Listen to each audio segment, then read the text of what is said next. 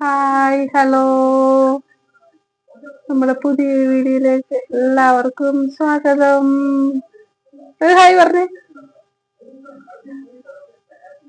അടിക്കാൻ പോവാണോ?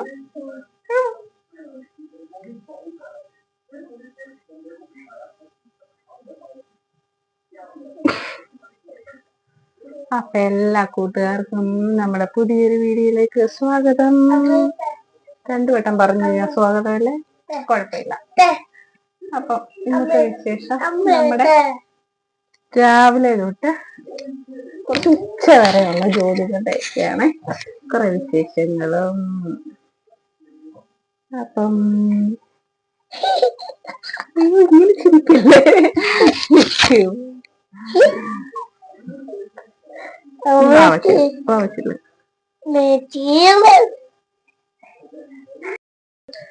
അപ്പം ഉച്ചക്കത്തേക്ക് മീനൊക്കെ എടുത്ത് ഇന്നലെ വൈകിട്ട് മാർക്കറ്റിൽ പോയി മീനൊക്കെ മേടിച്ചോണ്ട് വന്നു.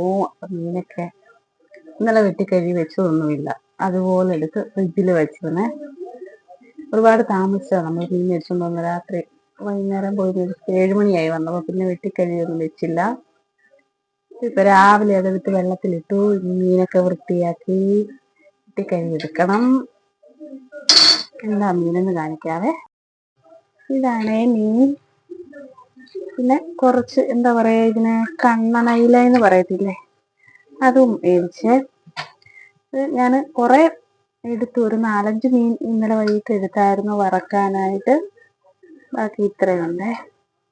ഇത്രയും മീന് കണ്ണനയില, ഇതും ഇന്നലെ എടുത്ത 4-5 മീൻ ഉണ്ടായിരുന്നു. അതെല്ലാം കൂടെ 60 രൂപയാണേ. ഈ മീനിന് 50 രൂപയും. പിന്നെ ഇവിടെ പറയുന്ന മീൻപിലി എന്നാണേ. നാട്ടിലെന്താ പറയുന്നതെന്ന് എനിക്ക് അറിയത്തില്ല. നല്ല മീൻ പീര വെക്കാനൊക്കെ നല്ലയാണേ. തേങ്ങ അരച്ചൊക്കെ വെക്കാനും വറക്കാനും ഒക്കെ നല്ലതാ.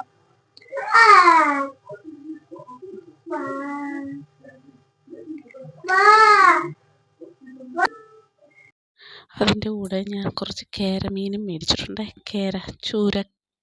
കേരച്ചൂര എന്ന് പറയത്തില്ലേ, അത് ഞാൻ കട്ട് ചെയ്ത് വെച്ചിരിക്കുന്നതാണ്. ഇങ്ങനെ പീസാക്കി അവർ വയ്ക്കും. അത് ഞാൻ 50 രൂപയ്ക്ക് മേടിച്ചിട്ടുണ്ട്. അപ്പോൾ ഇന്ന് നമുക്ക് അത് കറി വയ്ക്കാം.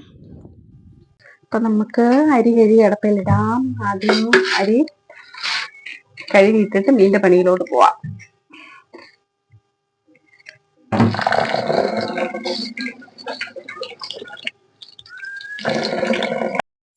അപ്പം ഞാൻ ചോറ് വെക്കുന്നത് കുക്കറിലാണേ. നമുക്ക് ഈ അടുപ്പൊന്നുമില്ലല്ലോ, ഗ്യാസല്ലേ ഉള്ളൂ. അപ്പം കുക്കറിൽ വയ്ക്കും ചോറ്. അപ്പം 2-3 ട്രിപ്പ് കഴുകി കഴിയുമ്പോൾ ഞാൻ കുറച്ച് ചൂടുവെള്ളം ഒഴിക്കുക. ലാസ്റ്റ് ചൂടുവെള്ളത്തിലാണ് കഴുകിയെടുക്കുന്നത്. കുറച്ച് ചൂടുവെള്ളം കൂടെ ഒഴിച്ച് കൊടുക്കാം. ചൂടുവെള്ളത്തിൽ കഴുകേ. ചൂട്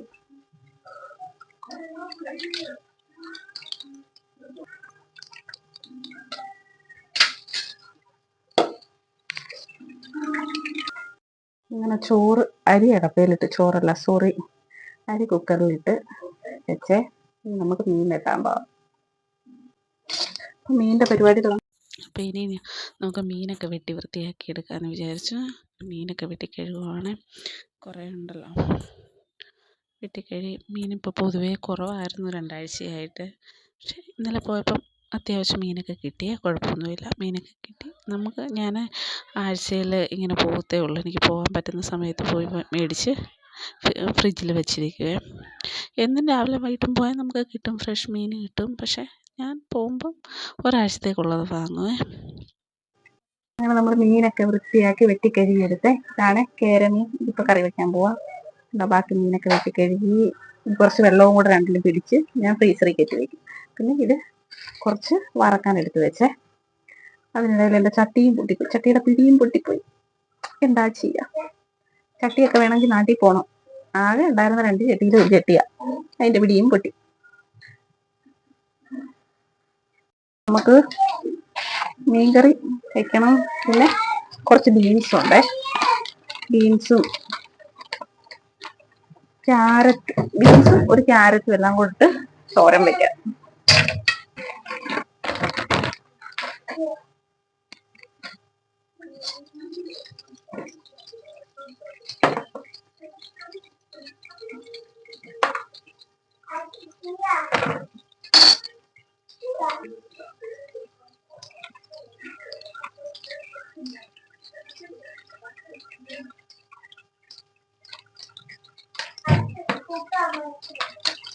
സൈഡ് ചീത്തയായി.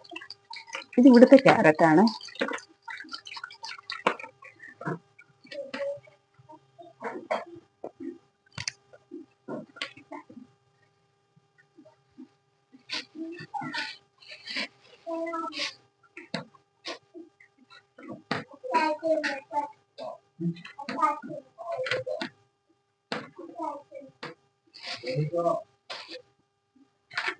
ബീൻസ് അപ്പോൾ ഇനി തോരൻ അരിഞ്ഞെടുക്കാമെന്ന് വിചാരിച്ചു. ബീൻസും ക്യാരറ്റും കൂടെ അരിഞ്ഞെടുക്കാം.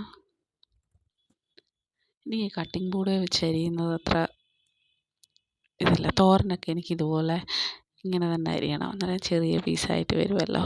കട്ടിംഗ് ബോർഡാണെങ്കിൽ വലിയ സാമ്പാറിനോ അവിയലിനോ അതിനൊക്കെ കൊള്ളാം. തോരനൊക്കെ ഞാനിങ്ങനെയാണ് അരിയുന്നത്.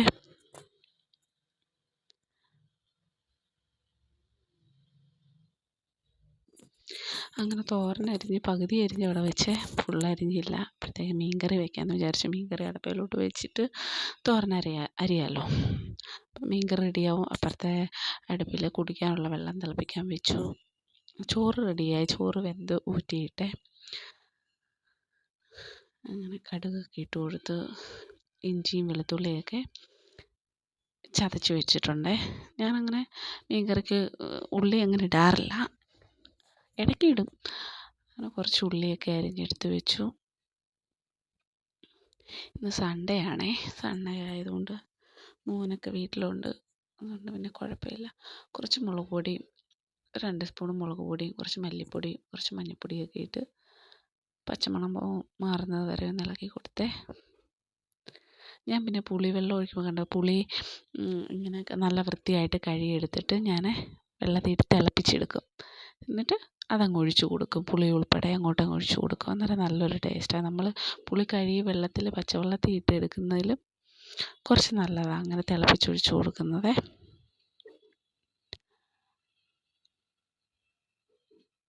ഉലുവാപ്പൊടിയാണ് ഇട്ട് കൊടുക്കുന്നത്. ഞാൻ ലാസ്റ്റാണ് ഇങ്ങനെ ഉലുവാപ്പൊടി കുറച്ചിട്ട് കൊടുക്കുന്നത്. കുറച്ച് ഉപ്പൂടി ഇട്ട് കൊടുക്കാം. ഇത് നമുക്ക് അടച്ച് വെക്കാം. അരപ്പൊന്ന് തിളക്കട്ടെ. തിളച്ച് വന്ന് കഴിഞ്ഞിട്ട് മീൻ പെറുക്കിയിട്ട് കൊടുക്കാം. വെള്ളം കുടിക്കാനുള്ള വെള്ളമൊക്കെ തിളച്ചു. ഞാൻ ബാക്കി തോരനും കൂടെ അരിഞ്ഞെടുക്കാമെന്ന് വിചാരിച്ചു.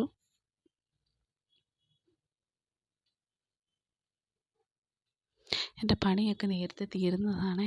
പക്ഷെ മോൻ ഇന്ന് രാവിലെ എഴുന്നേറ്റപ്പോൾ തൊട്ട് ഇച്ചിരി ഇതായിട്ട് നിന്ന് അവൻ്റെ കൂടെ വിളിച്ചിരുത്തി. അങ്ങനെ കുറച്ച് സമയം അങ്ങ് പോയി.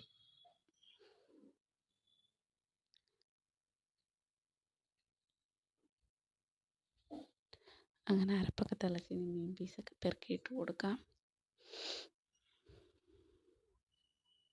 പലരും പല രീതിയിലായിരിക്കുമല്ലോ വെക്കുന്നതല്ലേ. ഓരോ നാട്ടിലും ഓരോ രീതിയിലല്ലേ വെക്കുന്നത്.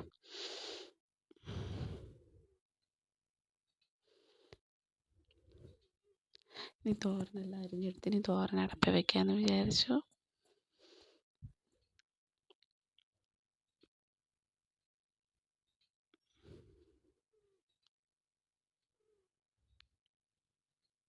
കുറച്ച് എണ്ണ ഒഴിച്ച് കൊടുക്കാം. കുറച്ച് കടുകൊക്കെ ഇട്ട് കൊടുക്കാം. ഞാൻ എണ്ണയൊക്കെ തീരെ കുറവായിട്ടാണ് എടുക്കുന്നത്. ഞാൻ കറിവേപ്പില വാങ്ങിക്കൊണ്ട് വന്നിട്ട് ഞാനിങ്ങനെ കഴുകി വൃത്തിയാക്കി ഇങ്ങനെ ടിന്നിലിട്ട് വയ്ക്കുക. അതാകുമ്പോൾ കുറേ നാൾ നിൽക്കുകയും ചീത്തയാവാതിരുന്നോളും. ഇട്ട് കൊടുത്ത് ഒന്ന് വാടട്ടെ. അപ്പോഴത്തേക്ക് നമുക്ക് തേങ്ങ ഒന്ന് ഒതുക്കിയെടുക്കാം. ഒന്ന് മിക്സിയുടെ ജാറിലിട്ടൊന്ന്